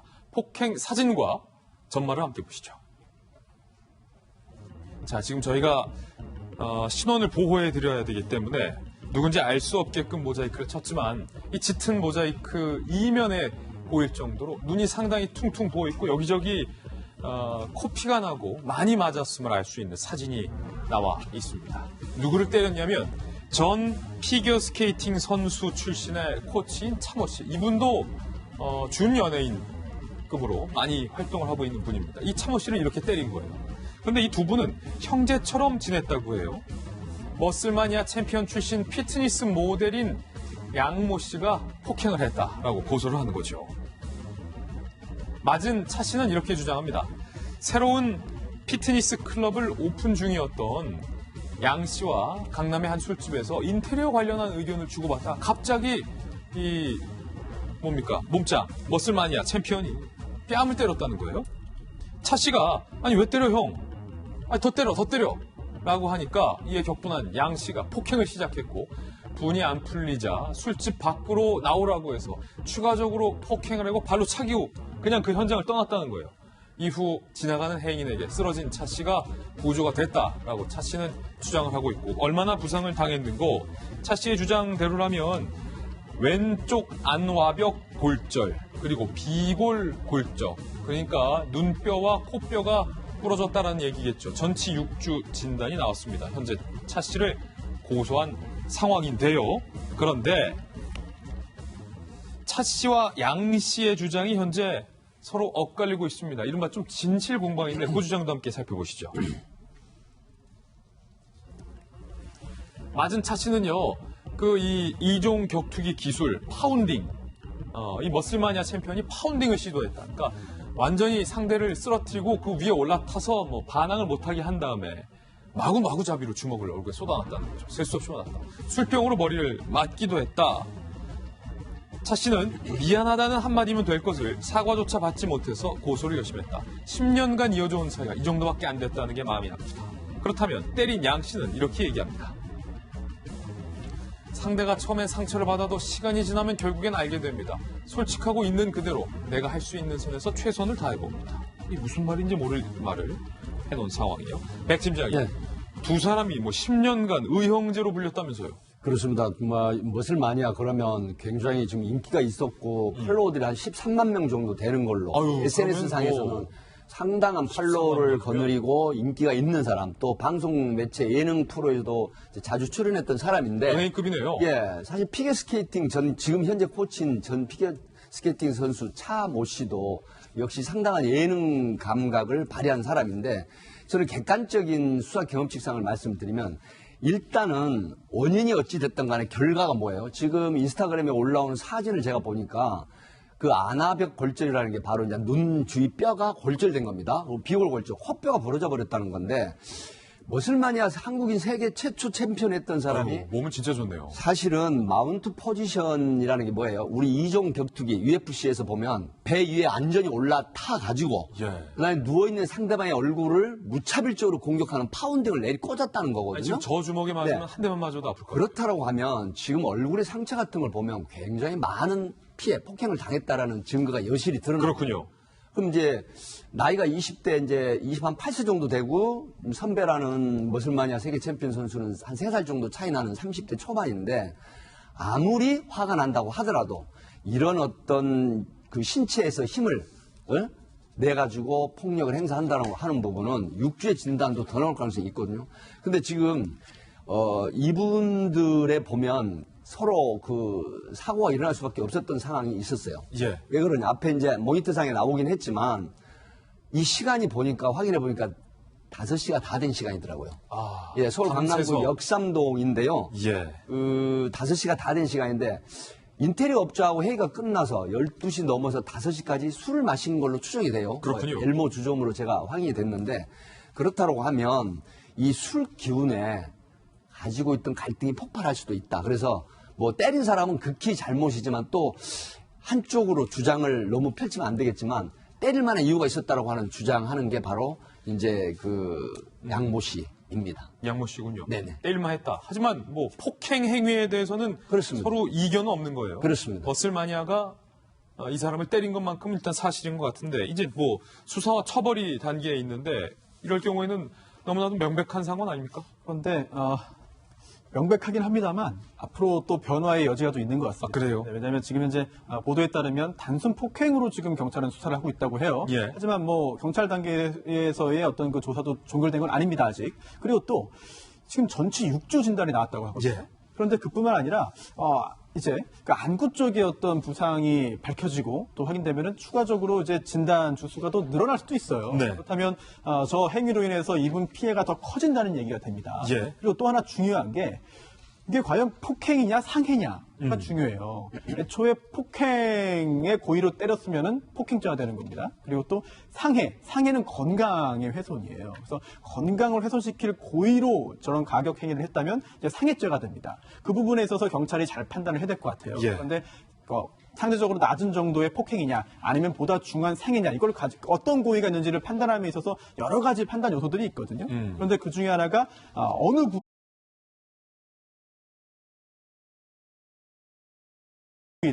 어떠한 방법으로 예. 어느 정도 빈도로 어느 정도 횟수로 가격했느냐 등을 봐야 돼요. 그래서 단순 폭행이 아닌 상해 고의가 인정될 가능성도 일부 있다. 수사를 해야 된다라고 하는 것이고요. 또 하나, 좀 전에 술병 얘기가 나왔습니다. 예. 근데 이 부분 만약에 정말 술병을 가지고 때렸다면 예. 이거 얘기가 완전히 달라집니다. 완전히 달라집니다. 왜냐하면 이 술병이 판례상 위험한 물건으로 인정이 돼요. 이럴 경우에는 단순한 게 아니라 이게 특수가 됩니다. 특수. 이거는 정말 완전히 다른 얘기가 될 수 있거든요. 예. 또 술병뿐 아니라 최근 판례 중에 하급심 판례 중에 하나가 그 작은 음료수 유리병 있잖아요. 예. 그것도 위험한 물건으로 인정이 되는 거가 있어요. 드링크 보통. 그렇습니다. 뭐 주스병 이런 거. 예. 그래서 실제로 어떤 종류의 술병으로 머리를 가격했는가, 그때 상황이 어떠한가, 이 부분에 대한 법률적인 판단에 따라서 처벌의 수위가 굉장히 달라질 수도 있습니다. 그렇군요. 요 상황은 그 술집에 CCTV가 있을 테니까 경찰이 그 CCTV 영상을 확보해서 보면 아마 이미 확보했겠지만 누가 잘못을 했고 어떻게 얼마나 때렸고 술병으로 얼마나 때렸는지 안 때렸는지 모든 걸 다 밝혀낼 수 있을 것 같아요. 그렇습니다. 이제 주점 안에 보면 요즘은 그 CCTV를 이제 설치를 합니다. 네. 그리고 이제 표시를 하죠. 당 업소에서는 손님의 도난 방지나 위해 방지를 위하여 24시간 녹취나 녹화가 되고 있습니다 하면 개인정보보호법 위반이 아니거든요. 하기 때문에 또 요즘은 뭐가 있습니까? 밖에 보면 그 건물에 CCTV가 장착이 돼 있고 또 블랙박스가 차량에 다 있습니다. 그래서 노력만 하면 다 찾아낼 수 있는 건데 지금 차모 씨가 주장하는 부분은 일단은 인정이 될 수가 있는 거예요. 왜 그러냐면 맞은 사람? 예, 진단이 제출된 진단서가 많이 제출됐다라고 하면 6주의 진단으로 봐서 가격한 사람 그리고 이제 참고인의 진술이 바로 주점 내에 있는 종업원이라든가 이런 예. 사람들 진술을 들을 수가 있는데 또 가장 중요한 거는 방금 말씀하셨듯이 CCTV상에 이게 확연하게 찍히게 되거든요. 블랙박스는 CCTV 하기 때문에 이런 부분들이 간접 증거를 직접 증거를 보완하는 간접 증거가 되면서 결국은 특수상해죄가 갈 소지가 있습니다. 그렇군요. 만약에 정말로 술병으로 때렸다, 가격을 했다라고 하면 그렇게 되면은 양형이라든가 처벌에서도 상당한 차이가 있기 때문에 어떻게 보면 만약에 합의가 안 되는 차모 씨가 계속해서 처벌을 원한다라고 했을 때는 경찰 단계에서 영장 청구를 할 수도 있다. 이렇게 저는 분석을 합니다. 현재 어떤 수사 상황까지 좀 짚어봤습니다. 네. 이번엔 두 번째 취재 수첩 사건을 살펴보죠. 바로 이겁니다. 민원을 하루에 20건씩, 20건씩 넣는 사람이 나왔습니다. 공무원들은 얼마나 피곤할까요? 근데 알고 봤더니 이분은 또 공시생이었습니다. 공무원 준비생이었습니다. 사건의 전말 함께 보시죠. 곧 공무원이 될 분이 현 공무원 선배들에게 민원을 하루에 20건씩 넣는 거예요. 손수호가 담배 빼요. 손수호가 담배꽁초 버려요. 이걸 20건 했다는 거예요. 백희정 공무원님 이렇게 처벌해달라고. 야, 이거 얼마나 무슨 사연인지 한번 좀 살펴보겠습니다. 30대 공무원 준비생 이모 씨는요. 금연이 원칙인 공원에 담배를 피는 사람이 있습니다. 단속 바랍니다. 그리고 조금 있다가 골목길에 담배꽁초가 떨어져 있는데 안 치우시나? 그러니까 말투가 안 치우고 뭐하냐? 그냥 질책성 말투예요. 등등. 지난해 한 해만 하루에 평균 20건씩 강동구에 한 해 동안 7,300건의 민원을 넣은 것으로 집계가 됐습니다. 그런데 민원을 넣을 수도 있어요. 민원을 넣는 시간이 문제입니다. 밤 11시에서 새벽 1시 사이에 딱 그때 밤 11시에서 새벽 1시 사이에 동네 곳곳을 돌아다니면서 사진을 촬영하고 앱으로 민원을 신고합니다. 그리고 심야 민원 때문에 공무원들이 제때 처리를 못 해주잖아요. 그러니까 왜 처리를 안 해주냐? 심지어 세금 축내는 벌레가 아니냐라고 항의와 욕설 전화까지 한 것으로 확인이 됐습니다. 그러자 참다 공무원이 이렇게 얘기합니다. 세금 축내는 벌레냐고 하니까 공무원이 아니 도대체 세금을 얼마나 내시기에 그러시냐라고 묻자 이 이모 씨가 나한테 강동구의 일을 맡겨주면 다 해결할 수 있다. 강동구의 일을 나한테 맡겨달라라고 주장을 합니다. 누리꾼들은 이 사건에 대해서 이런 댓글을 달았습니다. 30대 공무원생에게 민원을 넣을 시간에 책을 한 번 더 보시라라고 진지한 충고를 해주시는 분도 계셨고 특채로 이참에 뽑아서 하루 종일 담배를 줍게 하라라는 댓글. 과하긴 하지만 민원 해결 못하는 공무원들도 반성을 해야 한다. 공무원을 질책하는 의견들이 다양하게 쏟아졌는데 백희정 팀장님, 이분이 왜 이렇게 민원을 넣는가? 일단은 이게 궁금한 것 같은데 쭉 보다 보니까 공무원과의 대화 끝에 나를 좀 특채로 뽑아라. 뭐 약간 여기에 있는 겁니까? 굉장히 아이러니컬합니다. 예. 우리 블랙 컨슈머라는 얘기가 있지 않습니까? 네. 정말 돈을 물론 지불하고 물건을 샀는데 그 물건에 대해서 상당한 기간이 흘렀음에도 불구하고 굉장히 이의 제기하고 또 민원을 제기하고 하는 형태에서 이제 소비자가 왕이다는 개념을 이용을 하는데 사실은 공무원이라고 하는 부분은 민중의 경찰은 지팡이고 또 국민의 공복이지 않습니까? 그런 부분이 있긴 하지만 자, 한번 생각을 해보세요. 정말 민원 아닌 민원을 계속 제기를 하면서 그것도 밤 11시, 새벽 1시까지 본인은 굉장히 부지런히 돌아다니긴 해요. 뭐 특히 지하철 같은 강동구를 위해서 일하는 것처럼 보이지만 본인이 공무원을 준비하는 공무원 준비생이잖아요. 그럼에도 불구하고 현재 뭐 민원을 제기받지 않아가지고 그 공무원이 한 사람이 좀 퇴출해서 자기가 들어갈 자리를 확보하고 싶은 심리가 있는 건지는 개인적으로 모르겠습니다만은 11시에서 1시 이런 형태의 어떤 민원, 악성 민원을 제기를 한다고 하면 견딜 공무원이 없습니다. 저도 이제 현장에 일선에 있을 때 보면 정말 그 되지도 않는 그런 신고를 남발을 합니다. 그러면 다른 민생 치안에 투입해야 될 경찰이 되지도 않은 민원 때문에 현장에 나가서 시간을 허비하고 다른 신고를 또 지체하게 되는 이런 형태가 반복이 되거든요. 그러면 안 되죠. 정말 이 악성 민원은 하지 말아야 되는데 특히 어떤 게 있냐면요. 서울시, 행안부, 국민권익위원회 어플에다가 계속 민원을 제기를 하는데 또 여기서는 이분들이 나가는 게 아니잖아요. 해당 지자체 공무원, 말단 공무원들에게 또 하명을 합니다. 지시를 합니다. 그러면 그 공무원들은 자, 뭐 새벽 시간이든 아침 시간이든 교대 시간이든 가리지 않고 현장을 나가야 됩니다. 이런 부분에 괴롭히는 거지 이건 정말 민원이 아니거든요. 하기 때문에 이런 부분은 좀 자제해 주셨으면 합니다. 그런데 여기서의 반전은 뭔지 아십니까? 이게 강동구청이잖아요. 이분이 한 해에 7,300건 민원을 제기했잖아요. 이분보다 더 많은 민원을 제기한 분이 강동구청 그 지역에서 또 나왔습니다. 이분은 7,400건. 강동구청이 참다 악성 민원인 4명을 지정합니다. 지난해 이 4명이 제기한 민원, 요 강동구에 사시는 4분이 지난해에 제기한 민원을 합쳐보니까 21,600건. 4분이 9일은 다 하신 거예요. 강동구 전체 민원의 30%를 4분이 차지하고 있는데 그중에 압권은 50대 박모 씨입니다. 아까 그 30대 공시생보다 더한 사람이 나왔다는 거예요. 랭킹 1위입니다. 상점들이 문 앞에 내놓는 입간판, 광고물을 단속하라. 한 해에 7,400건. 아까 그 공무원 준비생보다 한 해에 100건을 더 많이 민원을 제기합니다. 그런데 이분 알고 봤더니 2년 전까지는 광진구청에다가 민원을 넣었다가 이 주변 상인들의 항의 받고 강동구로 이사를 오셔서 강동구청에 민원을 넣으신 분으로 밝혀졌습니다. 손소 변호사님. 더 한 분이 있었다는 것에 이 사건에 반전이 있어요. 그렇습니다. 이제 몇 명이 이렇게 아주 큰 지분을 가지고 있는 것 같습니다. 전체 민원 중에서. 그래서 지금 이 구에서도 여러 가지 좀 고민이 많은 것 같아요. 물론 민원인을 이제 박대하거나 또는 민원 처리를 이제 소홀히 하면 안 되겠죠. 그러면 안 되죠. 하지만 그 차원을 넘어선 상황이기 때문에 잘 고민을 해야 됩니다. 결국 민원 처리를 제대로 하지 않았다. 이거 불성실하게 됐다고 이거 불만이 많다. 이런 경우에 사실 그 직원 평가에 안 좋거든요. 이 부분을 공무원들이 잘 두려워하고 있는 겁니다. 그래서 사실 뭔가 좀 정상적이지 않고 평범하지 않은 민원 건수에 대해서는 이거를 그 결과를 직원평가에 반영하지 않는 게 필요해요. 그렇죠. 실제로 그 구에서도 지금 해당 구청에서도 서울시와 행안부의 그런 부분에 이야기를 한 상태거든요. 좀 합리적인 그런 판단이 필요할 것 같고 좀 경우에 따라서 또는 대상에 따라서는 합리적이고 융통성 있고 유연한 판단이 오히려 기타 일반 보통 시민들, 국민들에게 도움될 수도 있을 것 같습니다. 이분 광진구에서 강동구로 이사 오셨잖아요. 그 주변에 있는 다른 구청들이 긴장하고 있을 것 같아요. 어디로 또 이사 오시면 그럴지 모르니까 자제를 좀 부탁드리겠습니다. 자, 취재처와 두 분과 함께 사건 풀어봤습니다. 감사합니다. 다음 순서입니다. 이번에 오늘의 하플 시간인데요. 오늘은 과연 어떤 분들이 하플 4인방에 선정이 되셨을지 하플 4인방부터 만나보시죠.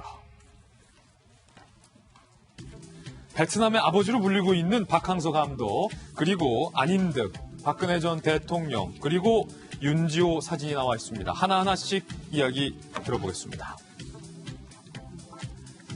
베트남의 국민영웅 박항서 감독이 제자의 결혼식에 참석해 화제를 모았습니다. 지난 23일 베트남 국가대표 미드필더 도흥둥의 결혼식에 하객으로 참석해서 신랑 신부에게 국민영웅의 축하를 받는 영원히 잊지 못할 순간을 안긴 거예요. 베트남 매체도 난리가 났죠.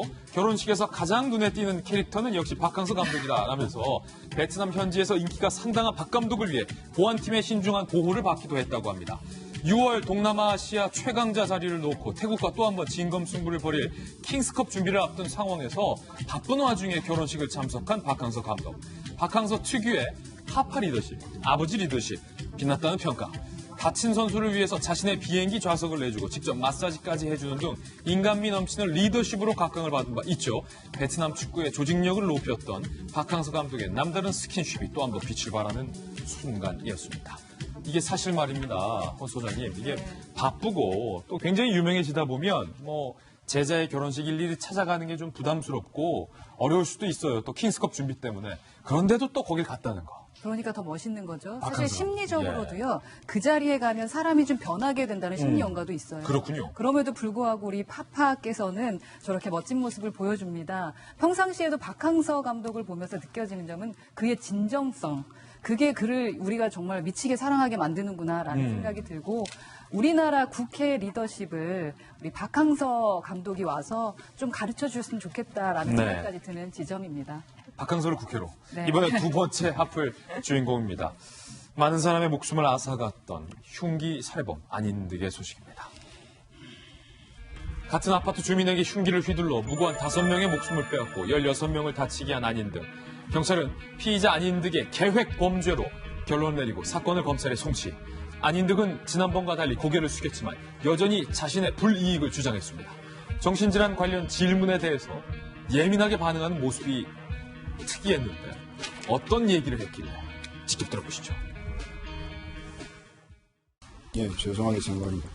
제가 잘못한 거는 처벌받고 싶습니다. 처벌받고 싶고 저도 불이익을 갖다가 10년 동안 계속 불이익이 뒤따르고 있었습니다. 그것도 좀 확인 좀 해주시고 제대로 좀 시시비비를 따라가지고 제가 저기 받을 건 저기 받고 그리고 좀 풀 거는 오해점이 있으면 오해점을 좀 풀고 싶습니다.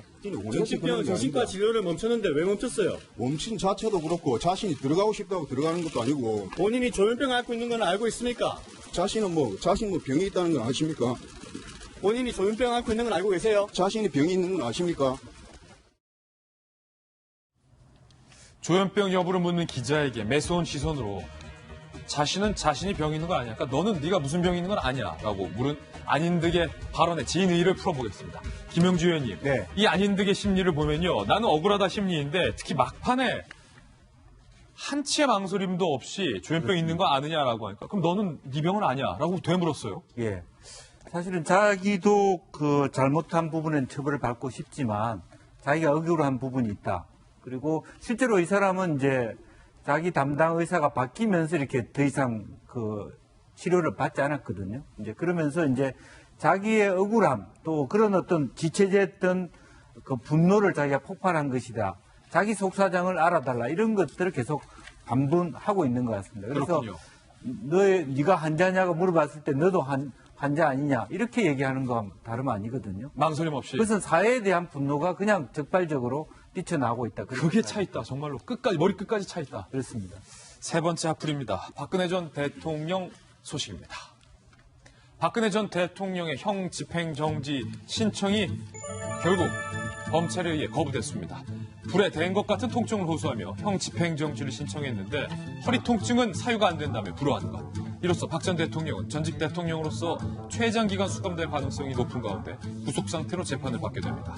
심의의 불허 결정에 최종 결재를 한 윤석열 지검장은 앞서 결정을 앞두고 일부 극단적인 단체에 노골적 협박을 받아왔던 만큼 경찰에 25일 퇴근할 때부터 26일 출퇴근할 때까지 신변을 보호해달라고 요청하는 상태. 이에 대해 박상기 법무장관은 법 집행기관을 상대로 한 협박과 폭력 선동은 법치주의 근간을 흔드는 중대 범죄로서 용납돼서는 안 된다고 밝혔습니다. 저는 만델라 대통령이 생각이 납니다. 그 정치에 관심 없으신 많은 분들도 만델라 대통령의 그 용서와 화해는 기억하고 있을 거라고 생각합니다. 만델라 대통령 본인이 27년간 억울하게 복역을 했고 본인의 종족, 흑인 종족 전체가 백인으로부터 정말 인종 말살에 당할 정도의 인권 유린이 있었습니다. 하지만 나와서 했던 메시지는 진상조사도 하고 화해 메시지를 던지면서 잊지는 말되 용서하자라고 얘기를 했습니다. 지금 정권이 적폐청산 얘기를 하고 있다면 본인들이 잊지 말아야 되는 것만 정확하게 기억을 하면 되지 이제 더 이상 이런 식으로 국민 갈라쳐서는 안 된다고 생각합니다. 인권 유린이 있었습니까? 그리고 과거에 살았던 그 대통령들, 지금 더 짧게 살았던 대통령보다 더 몹쓸 짓을 했습니까? 문재인 대통령께서 우리 모두의 대통령의 길이 되는 게 무엇인지를 박근혜 대통령에 대한 태도로서 보여주셨으면 하는 게 바람입니다. 예, 이번엔 네 번째 핫플입니다. 윤지호 씨가 캐나다에 도착을 했는데 투병 중인 어머니를 간호해야 한다며 캐나다로 출국을 했는데 캐나다 도착 후 엄마는 사실 한국에 있다. 거짓말을 실토했어요. 앞서 캐나다 출국은 꽤 오래전부터 예정된 일정이라고 설명하며 공항에 나타난 취재진에게 엄마가 아파서 간다라고 목소리를 높였는데 당시 화면 들어보시죠. 제 범죄자예요? 지금 장난하세요? 뭐 하시는 거예요 지금 이거? 저도 찍을게요. 갑자기가 아니라 4월 4일부터 저 엄마 아프시다고 했고 어디에서 오셨어요? 저희 숙소 어떻게 하셨어요? 스토킹 하신 거예요? 이게 증인을 대하는 태도세요? 굉장히 무례하세요. 그리고 기사 좀 똑바로 내주실래요? 했죠. 제가 원본 다 공개했잖아요. 아프신 엄마 간병을 위해 캐나다에 간다고 한 말이 거짓말이었다라고 밝힌 것입니다. 윤지호는 SNS에 신변의 위협을 느껴서 거짓말을 했다라고 해명을 했습니다. 편하게 지낼 때가 행복했다던 윤지호는 현재 SNS를 비공개로 전환한 상태. 장자연을 최초 보도한 기자도 윤지호가 장자연 리스트 봤을 리 없다라고 말한 상황에서 조사단은 윤지호 진술의 유의미는 진실 공방에 영향이 없다라고 밝혀서 사건이 앞으로 어떻게 흘러갈지 지켜봐야 할 것 같습니다. 일단은 윤지호가 엄마 간병 때문에 갔다라는 건 거짓말이었다라고 시인을 한 상황인데 윤지호 씨 지키기에 나섰던 안민석 의원이 이렇게 입장을 밝혔어요. 10년간 묻혔던 장자연을 세상 밖으로 꺼낸 대가를 혹독하게 치른 윤지호에 대한 평가는 두고 볼 일이다. 그러면서요. 초점을 윤지호가 아닌 장자연에 맞춰야 한다. 싸워야 할 대상은 부정한 권력이지 증인 윤지호가 아니다. 그러니까 윤지호가 거짓말을 했다라고 밝히고 윤지호의 진술이 흔들리자 안민석 의원이 뭔가 초점은 장자연이다라고 입장을 밝힌 건데 이에 대해서 윤지호를 고소한 박훈 변호사가 이렇게 입장을 밝혔습니다. 적반하장도 유분수다. 장자연 사건은 안 보이게 하고 온통 윤지호만 보이게 한 장본인 중 한 사람이 할 소리가 아니다라고 입장을 밝혔어요. 안민석 의원 같은 경우는 국회에서 여러 가지 중요한 일들을 하고 있습니다만은 여러 사건이 있을 때마다 거기에 개입되는 모습들을 보여왔고 특히 윤지호 사건 같은 경우에도 굉장히 중요한 증인, 특히 공익제보자로서의 보호를 위해서 국회에서 많은 역할들을 했습니다. 그러다 보니 대한민국의 대표자인 국회의원의 역할에 따라서 사람들이 윤지호 씨가 하고 있는 증언에 대한 모든 것들이 진실일 수 있다라고 하는 잘못된 오해를 또 가질 수도 있는 거거든요. 물론 윤지호 씨가 했던 말에 대한 진실 여부를 가려야 된다는 전제하에 말씀을 드리는 겁니다. 네. 근데 지금 윤지호 씨가 하고 있는 말들 중에서 여러 가지 사실과 다른 부분들이 드러나고 있잖아요. 특히나 어머니의 병간호를 위해 캐나다로 가야 된다라고 얘기를 했지만 사실 한국에서 나와 함께 있었던 심리치료사가 엄마였다고 얘기를 하고 있습니다. 그러면서 윤지호 씨가 얘기하고 있는 SNS의 글을 보니까 엄마도 협박을 받았다라고 얘기를 하고 있어요. 그러면 어떤 방식으로 협박을 받았는지를 좀 얘기를 해야 되는데 그런 부분들은 아직 드러나지 않은 것 같고 과거에도 본인이 교통사고 등으로 협박을 받았다고 했지만 사실 알고 보니 거기에 대한 것도 진실이 아니다라고 주장이 나오고 있는 상황에서 윤지호 씨의 말들이 계속 흔들리기 시작하는 겁니다. 예. 그리고 윤지호 씨에 대해서 이런 협박 때문에 결과적으로 본인을 보호하기 위해서 돈이 필요하다고 펀드를 받게 되는데 그 과정이 정당이냐 등에 대한 문제가 제기되고 있는 터라 여기에 대해서 윤지호 씨 스스로가 문제를 더 정확하게 풀어낸다면 말 그대로 윤지호 씨가 그토록 원했던 장자연 씨의 안타까운 죽음에 대한 진실도 밝힐 수 있는 거거든요. 따라서 안민석 의원도 사실상 이 문제에 대해서 장자연의 억울한 죽음을 밝히기 위해서라면 윤지호 씨의 증언에 대한 신빙성과 진실을 다시 한번 가려낼 수 있도록 도움을 주는 것이 지금 상황에서 중요해 보입니다. 야, 이것도 좀 반전의 반전이네요. 저희는 60초 광고 후에 오늘의 힐링 뉴스로 돌아오겠습니다. 잠시 후 저와 함께 힐링하시죠. 가장 사랑하는 아내와 딸을 한순간에 잃었습니다. 일본의 30대 남자가 눈물의 기자회견을 가졌습니다. 이 남성이고 그는 그의 성 마스나가라는 성만 공개를 했습니다. 이 남성이 기자회견을 자청한 이유는 무엇일까요? 31살 아내와 3살 딸을 87세 고령 운전자의 차량에 잃었기 때문입니다. 오늘 퇴근하고 집에서 봐. 아빠 언제 올 거야? 몇 시간 전까지만 해도 반가운 목소리로 통화를 했었던 아내와 딸. 87세 운전자가 잘못 밟은 자동차의 가속 페달에 치여서 아내와 딸이 한순간에 하늘나라로 가버렸습니다. 이 남성은 눈물로써 기자회견하면서 아내와 딸의 사진과 액자까지 공개를 했습니다. 그러면서 이 남성이 눈물로써 이렇게 호소를 했습니다. 조금이라도 불안하라면 운전을 하지 않는 선택지도 생각을 해주십시오. 딸이 자라서 어른이 되고 아내와 나의 곁을 떠나면 아내와 수명이 닿을 때까지 함께할 거라고 저는 믿고 있었습니다. 이 남성의 눈물의 호소가 일본에만 해당하는 게 아닌 것 같다는 생각이 들어서 마음을 좀 더 뭉클하게 하는 순간이었습니다. 우리 모두가 좀 새겨드려야겠습니다. 네, 오늘 저희가 준비한 소식 모두 전해드렸습니다. 좋은 주말 보내시고요. 저희는 다음 주 월요일 아침에 풍성한 소식으로 인사드리겠습니다. 오늘 하루는 분명 어제보다 나을 겁니다. 좋은 하루 되십시오. 고맙습니다.